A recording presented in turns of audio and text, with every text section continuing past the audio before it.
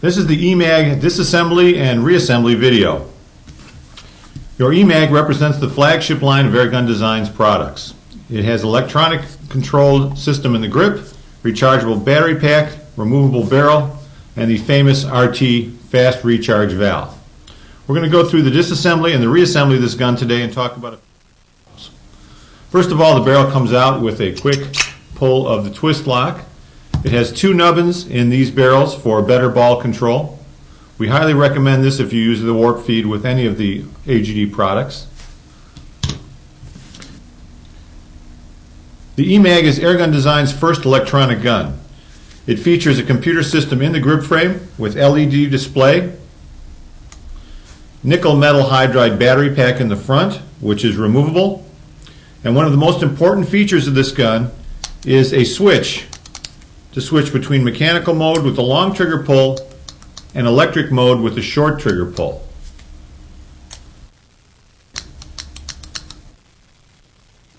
We're going to go through some different disassembly steps of this today so you can see the basics of how the gun is put together, and we'll talk about some of its features. First of all, the battery pack can be removed by unscrewing the front field strip screw. This field strip screw is identical to the one that holds the valve system in the back. The battery slides off of a dovetail mount.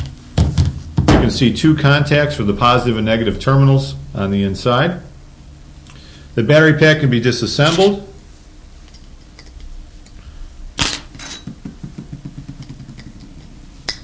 by the two screws in the bottom.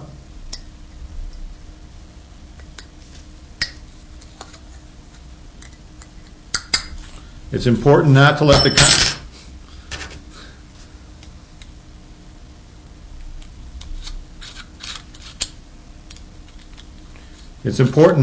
contacts contact themselves when you're disassembling the battery pack. This is the nickel metal hydride battery pack with the contacts on the top.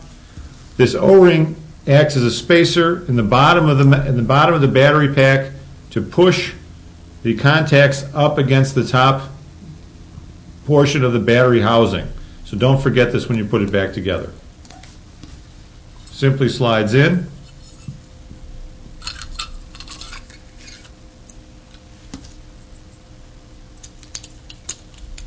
Top on. Put the O-ring in.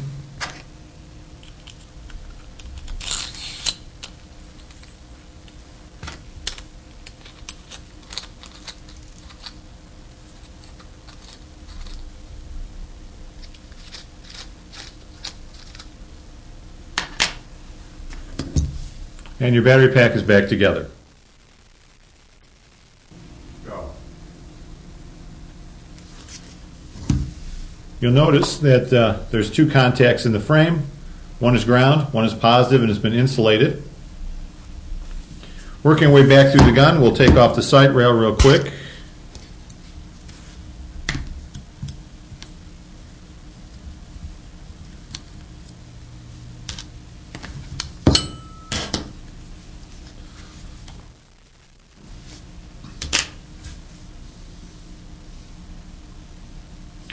Now we have access to the full side of the main body.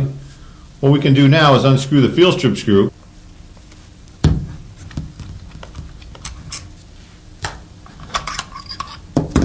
Remove the valve assembly. Remove the bolt. To further disassemble the valve, you can take apart the on-off. The EMAG has a different on-off assembly than standard automags. It has a black quad O-ring on the top. This is not your standard urethane O-ring, and this is special only to the EMAG. Also, it has a silver on-off top. As you can see here, it's not brass. It has a brass bottom as normal, but this is also a custom part only for the EMAG. So if you replace this part, make sure you call AGD and get the proper parts. Twisting the valve body apart, we have a couple of small parts in here, which are the regulator valve. There are several small parts on this valve. If you find any of these broken, call AGD for replacements. There's several O-rings. It's not the type of thing you want to take apart. You should just clean it and oil it and reassemble it. Also, this is the regulator seat O-ring here. This can be replaced if you have problems with velocity.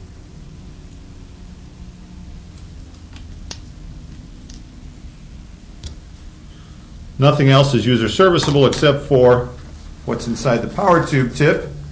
And to unscrew that, you need a coin.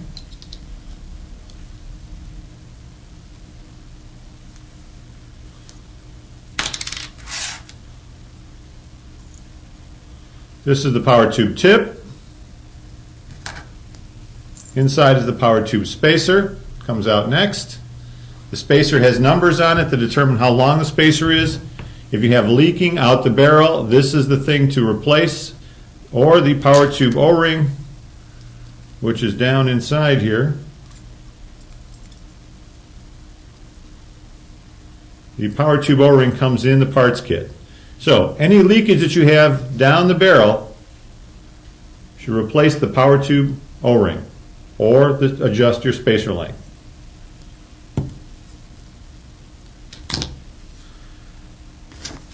Now the main body is completely empty. This is a power feed main body. This is called a hopper right because the hopper sits on the right side of the gun. We also sell them in hopper left, vertical feed, as well as a special warp feed body. Warp feed bodies have a very short feed tube pointing down, and the power feed plug goes in the top. So to remove the main body, we unscrew the front frame screw.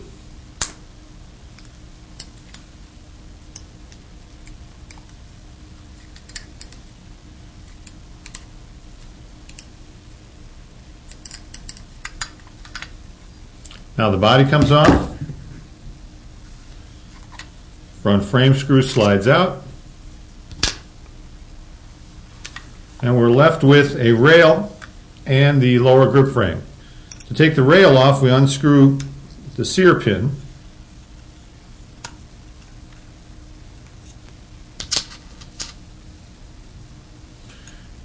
And the rail should slide straight off.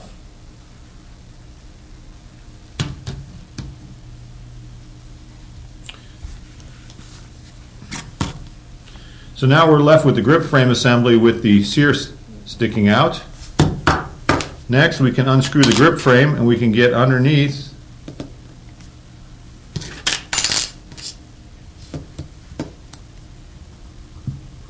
into the area of the electronics.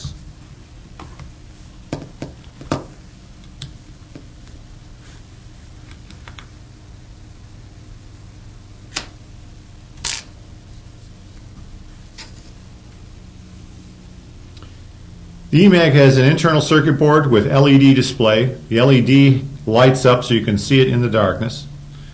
There are 3 jumpers on the board where things plug into. The solenoid is soldered to the board. The main wires here in the center. These wires right here hook up the sensor for the trigger. This jumper right here that comes installed in the eMag is for accessing your additional modes, your 3-shot burst modes. If you remove this jumper, you can only go into semi-auto mode. This is for tournament use.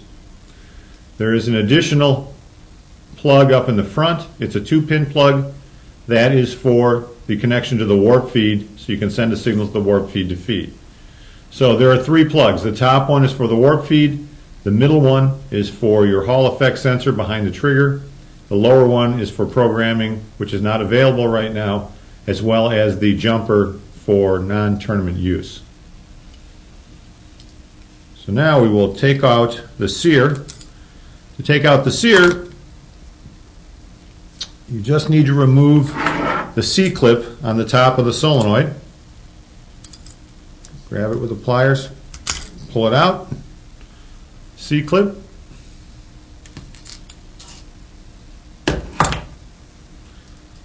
Slide the sear assembly up and out. And you're good. Now you have left the trigger mechanism and the electronics. We take off the other side of the grip frame.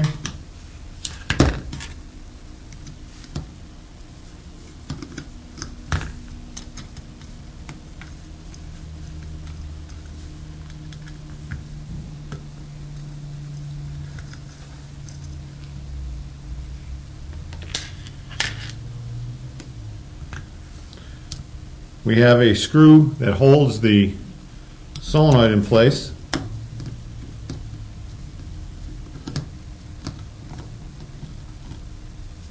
Take that out. Now the solenoid is able to slide out the front. We'll unplug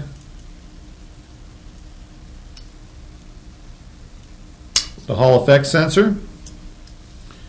Now we can unscrew the circuit board. The circuit board has a single screw in the bottom of it here that also acts as the ground for the circuit board, so it's important that it's tight at all times. Single screw.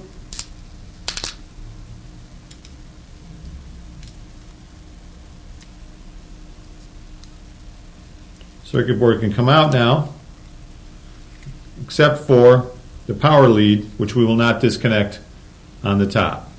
So the power lead comes down through the back, comes into the circuit board, and if you were to disconnect all of that, you could see that the whole thing would come out. This is not something that would be normally user serviceable. Solenoid also slides out, but this should never need to be replaced.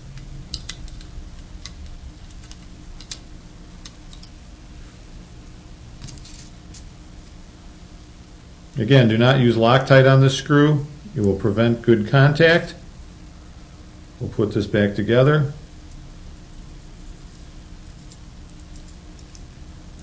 If you should take this apart, make sure that the two switches here have the push buttons in the back of the grip frame installed, and they do not catch on the switches when you put the system back together. Sometimes we'll put a piece of Scotch tape across the back there to hold them in. There are no user serviceable parts on the circuit board. If you have problems with it, please call Airgun Designs. The Hall effect sensor, we'll take it apart here just so you can see it.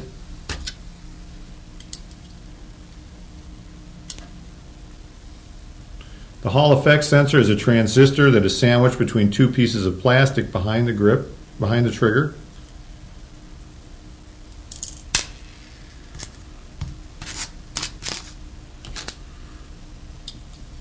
Once you unscrew the mounting screw, you can push it out from behind the grip frame.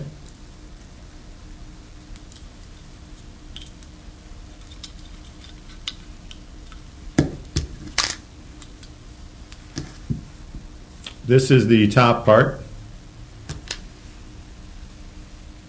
If I unthread the wiring for the Hall effect harness now,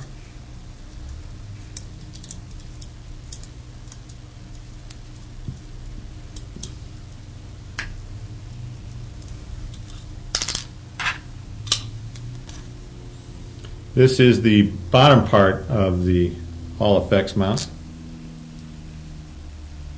And we're sliding the transistor assembly out the back. Well, maybe we're going to come out the front.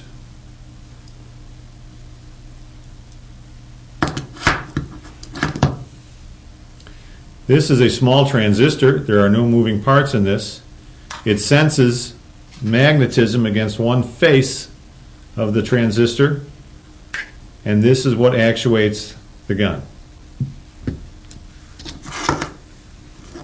Solenoid is hanging out here, so what we'll do is we'll put it back in and screw it down into place to hold it.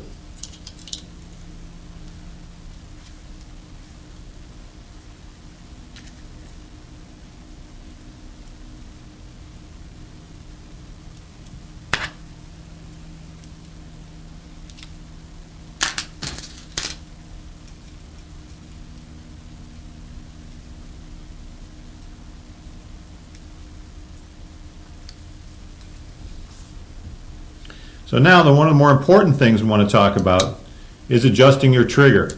As you can see, you have a long trigger pull here. This is for the mechanical actuation of the gun. And in E mode, you have a much shorter trigger pull. There are several adjustments that can be made to the EMAG, and this is one of the best things about the electronic side of the gun. Up in the top, there is a small set screw inside the shaft that connects the lever. You can see it right there. If we put the proper size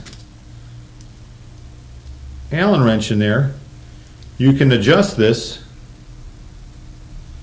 You can adjust the stroke when it's in E mode. So now you can see that there's some visible movement of the trigger. If I screw this in, I can adjust it till there's absolutely zero movement of the trigger. There's no movement now. Let's adjust. One of the things you need to be careful of when you're adjusting this is that the lever switch is in the proper position. It's moved a little bit on me here. Okay, we have a very slight amount of movement there. I can adjust it all the way to zero. Now there's no movement. And if I unscrew it about half a turn, that gives me about 1/2 millimeter of trigger throw. And the way we measure that 1/2 millimeter is we measure it from the inside of the top finger loop to the front of the trigger guard. So we would put a calipers in here, pull it, and see how far it moves. So once you've adjusted that, you've adjusted the stroke of your trigger in the E mode. It cannot be adjusted much below about 1/3 of a millimeter due to the hysteresis in the Hall effect sensor. The other thing that's adjustable is the strength of the trigger, the return spring, so to speak. Inside the top of the grip frame are a stack of very strong magnets. These magnets are pulling against another magnet that's in the top of the trigger right here. So when the magnets are removed right now, you can see that the trigger is floppy. It has no return pull at all. When we put these magnets in, it has a return spring, so to speak. Now the way you adjust this is you can put in fewer magnets or more magnets depending on how you like your trigger. So with one magnet it can be lighter, with two magnets it can be a little stiffer, and you can go up to 4 magnets inside your trigger frame. Most people like it somewhere between 2 and 3 magnets. So if you want to barely feel the trigger, go with fewer magnets. If you want to feel a stronger, stiffer trigger, go with more magnets. So those are your 2 adjustments. This has now adjusted your return spring, so to speak, and your stroke in E mode. Mechanical mode is not affected by this. It goes the full stroke to the stops in the frame. So the next thing you need to do is adjust where the sensor picks up the magnet. There's a magnet inside the trigger which is adjusted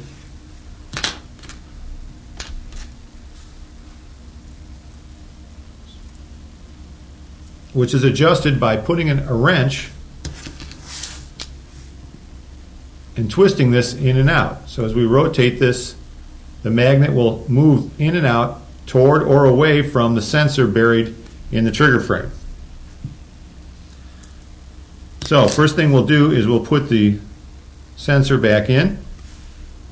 Again, this lower piece here with a little cutout in it drops in. It only goes one way. Next we'll feed in the sensor. The sensor has a particular orientation to work right. You'll see it's bent 90 degrees.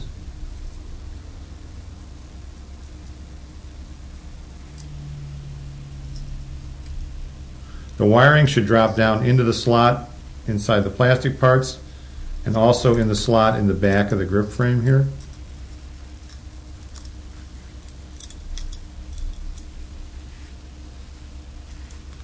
So you can see that the sensor is now sitting square into the lower slot of the plastic holder.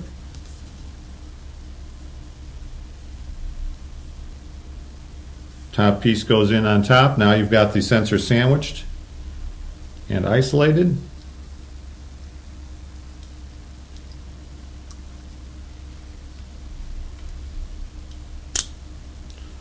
we put in the mounting screw, if I can find the right.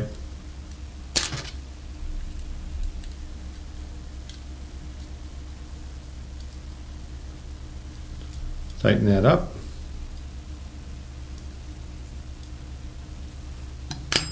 We're then going to run the wires and plug in the Hall effect harness to the middle jumper with the 3 pins.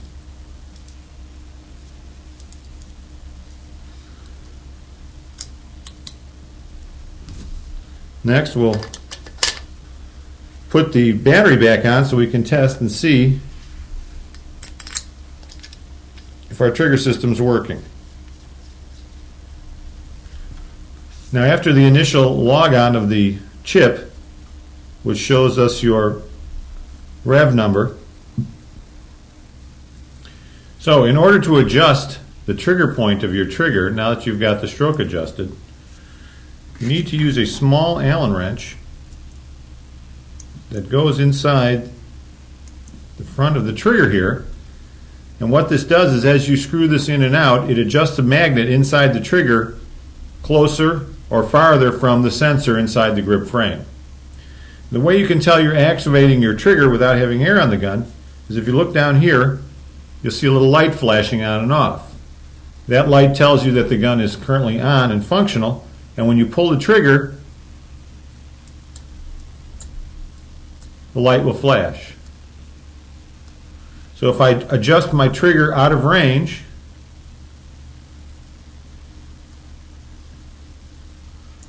too far one way or another, well, it does not flash. So right now the trigger is out of range. When I bring it back into range, you'll see it comes on. So what you need to do is adjust the trigger while it's in the E mode, not mechanical, but in E mode. Adjust the position of the magnet using the Allen wrench until it gets into range. Then you should air the gun up, fire the gun, and make sure that the fire point is toward the back end of the trigger stroke. And you want to leave a little space after the fire point so the trigger continues to move through the fire point. So fairly simple, but should get you a very fine adjustment. Once you adjust it, it should stay there. Since there are no moving parts, there's nothing to change. That gets you all the adjustments necessary for the E mode of your gun. The trigger rod lengths are adjusted at the factory and should not be messed around with. We have a delicate balance between the trigger rod length in mechanical mode and the rod on the solenoid for E mode. When the gun fires, there should be some travel after the fire point that the solenoid continues to pull the plunger down further. So at this point, we'll go ahead and reassemble the gun. Take off the battery. In order to save your battery power, we have a small yellow pin that goes inside the hole on the back side of the battery here, and this will turn the gun off. As you can see, there's no longer any power going to the gun. So do not use this as an on-off switch. What you should always use is the safety in the top of the gun to make sure the gun will not fire. Because it is both an electrical and a mechanical gun, it's important to use the sear blocking safety at all times. So once you pull the pin back out, you'll see your version number will light up once again. So we'll disconnect the battery before we put the rest of the gun back together.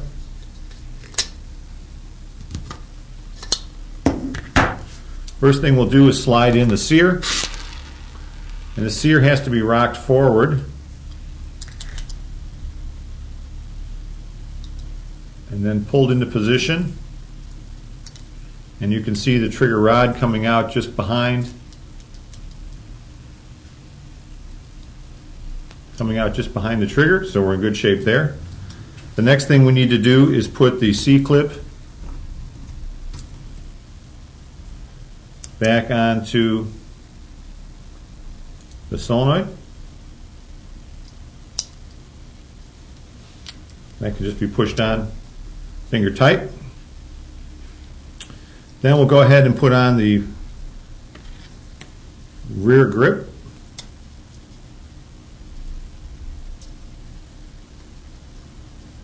Get it all lined up here.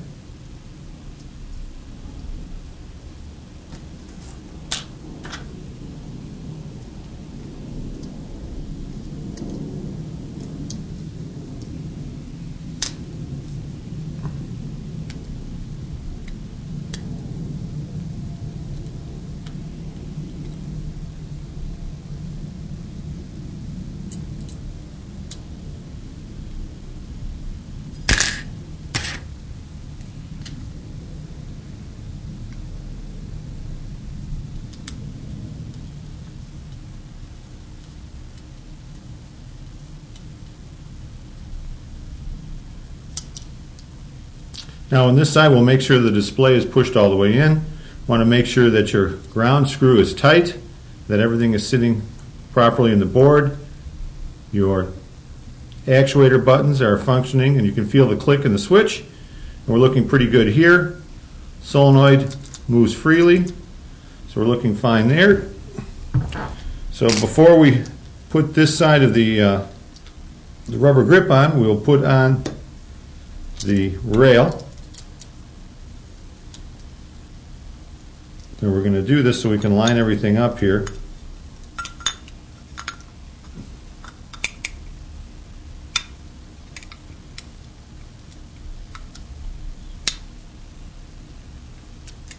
This allows us some ability to push the sear rod so we can line up the sear pin.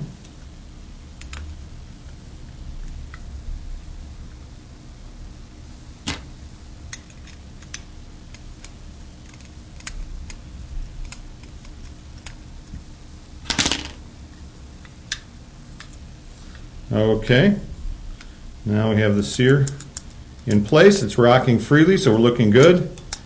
Manual mode is looking good. Next, we'll put on the main body.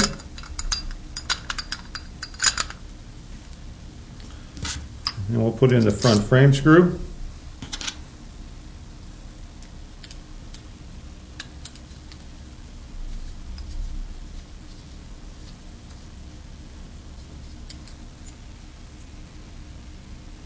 We'll tighten up the front frame screw snug.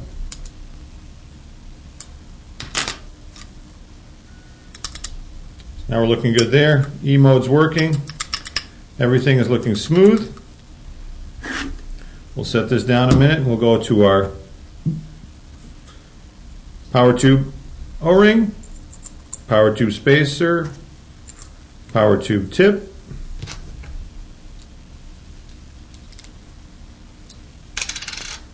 Then we will put in the on-off assembly, again remembering to put in the black quad O-ring.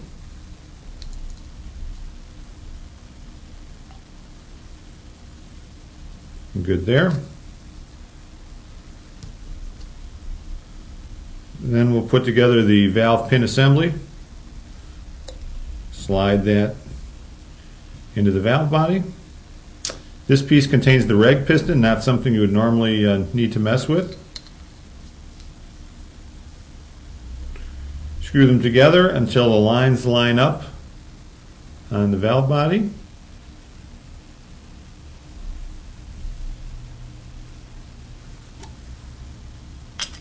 Drop the bolt on.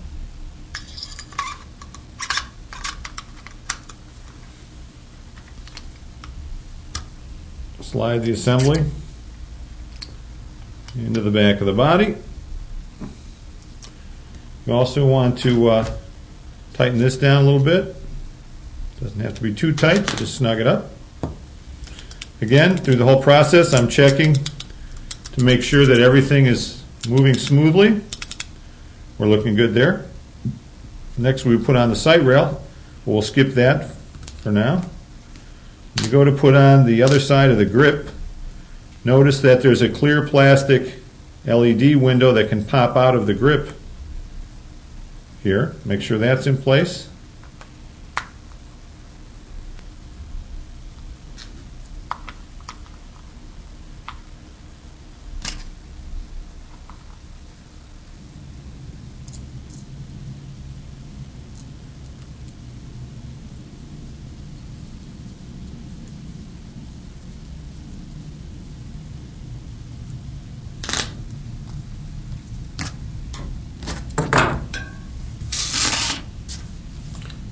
And there you have it, your eMag, fully functional,